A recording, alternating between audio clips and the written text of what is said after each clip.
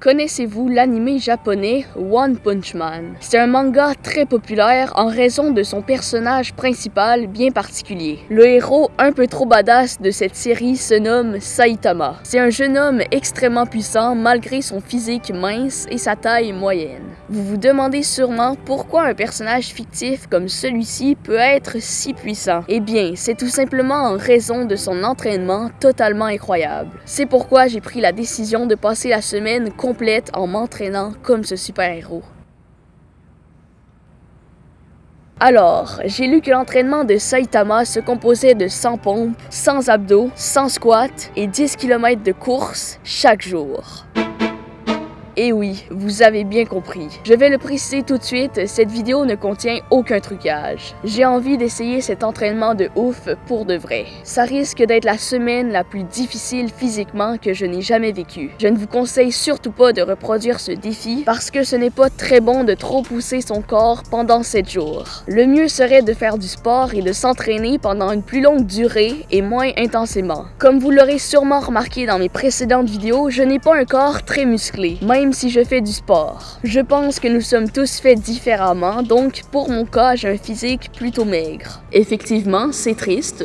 Cette semaine, je vais donc manger un peu plus tout en faisant l'entraînement de One Punch Man. De cette manière, je vais essayer de devenir un peu plus musclé. Je veux vous prouver dans cette vidéo que peu importe le physique de chacun, on peut tous se prendre en main et faire les efforts nécessaires pour changer. Mais par exemple, je veux aussi vous montrer qu'il faut de la persévérance et de la patience pour venir à un réel changement. Parce que pour de vrai, je pense qu'en seulement 7 jours, c'est impossible de changer complètement, tu vois. Sur ce, c'est parti.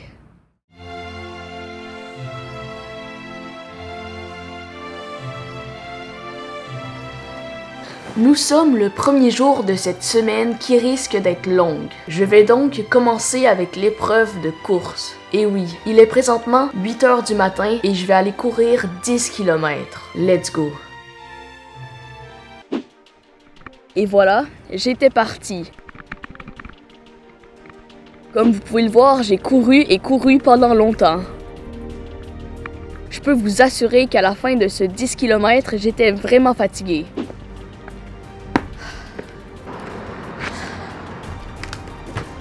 Je suis de retour de ma course. J'ai réussi à courir pendant 10 km sans m'arrêter. Et j'ai fait le tout en moins d'1 heure. Je ne sais pas si c'est bon, mais on va voir au fil de la semaine si je suis capable de m'améliorer. Maintenant, je vais passer à la deuxième épreuve, les 100 squats.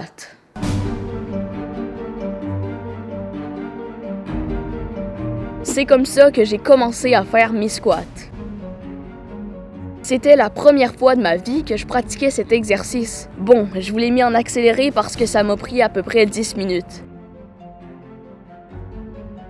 Mes 100 squats sont faites. En vrai, c'était pas si dur que ça, c'est juste que ça force vraiment les muscles de la cuisse et aussi ça fait mal au dos. Il est présentement 2h10 de l'après-midi et c'est l'heure de passer au dernier entraînement de la journée. Bon, vous vous demandez sûrement pourquoi j'ai encore mon polo sur moi. Ben, c'est juste que c'est fait pour faire du sport. Ben oui, tu vois, tous les joueurs de cricket et de golf mettent ça pour s'entraîner. Alors, j'ai commencé avec les pompes, mais en vrai, puisque c'était un peu trop difficile, j'ai tout simplement alterné avec les abdos.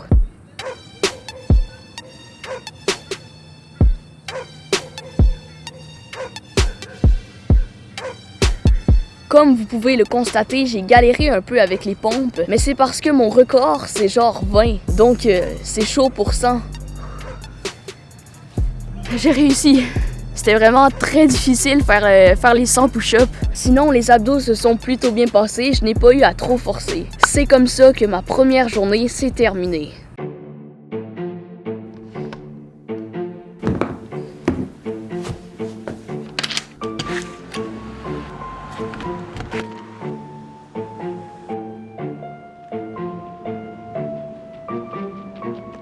« 10 km? Je l'avais déjà fait la veille, ça allait bien évidemment être beaucoup plus facile. » C'est faux. Il faisait ultra chaud quand j'ai couru, donc c'était encore plus difficile que le jour 1.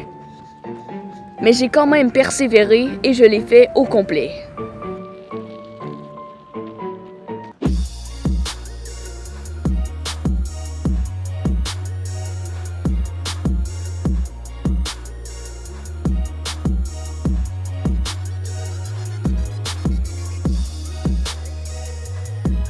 Non mais je vous l'ai dit, ce n'est pas super bon de s'entraîner autant intensément.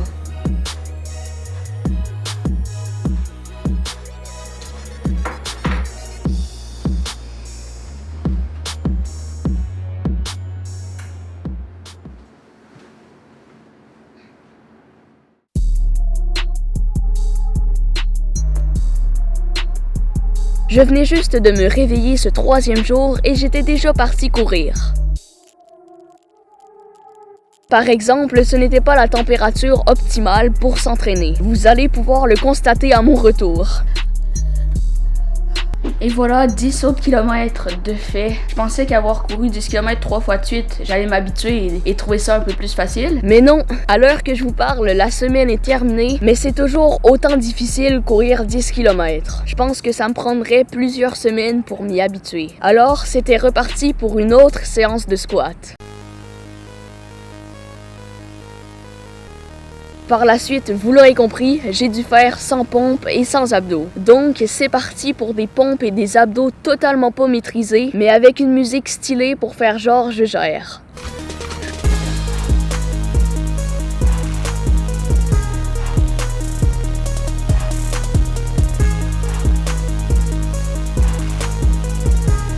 À la fin des 2 exercices, j'étais vraiment épuisée tellement j'avais forcé.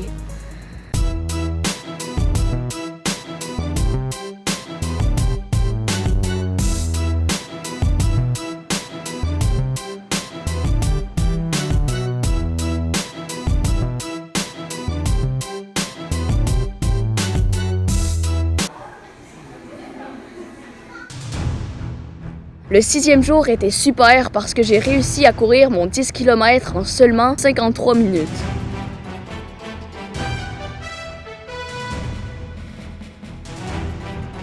Je n'avais pas super chaud après ma course, mais pourtant après mes autres exercices, j'avais ultra chaud. Alors sur ce, la 6e journée est enfin terminée, je suis juste trop content. Par exemple, il reste une dernière journée.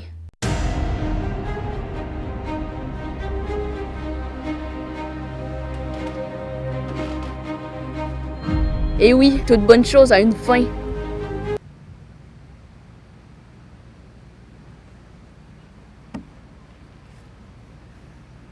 Alors, je viens de me réveiller, donc je vais aller courir immédiatement pour mettre fin le plus tôt possible à cette semaine de fou.